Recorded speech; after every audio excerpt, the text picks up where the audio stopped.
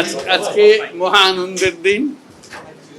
আজকে নতুন বাংলাদেশের জন্মদিন। সারা দিন ব্যাপী আমরা এই জন্মদিন উৎসব পালন করব।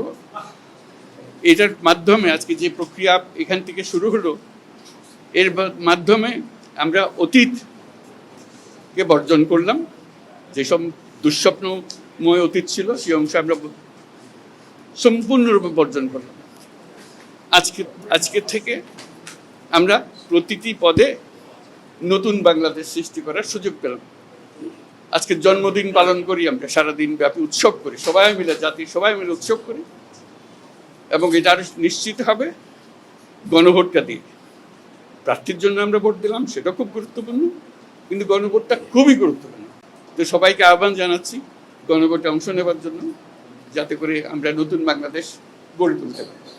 খুব ভালো লাগলো, এটা আমার জীবনে মহা আনন্দের দিন এবং বাংলাদেশের সবার মনে এটা মহা আনন্দের দিন, মুক্তির দিন, আমাদের দুঃস্বপ্নের অবসান, নতুন স্বপ্নের শুরু। সেটাই হলো আমাদের আজকের এই প্রক্রিয়া। অসংখ্য ধন্যবাদ সবাইকে মোবারকবাদ জানাচ্ছি।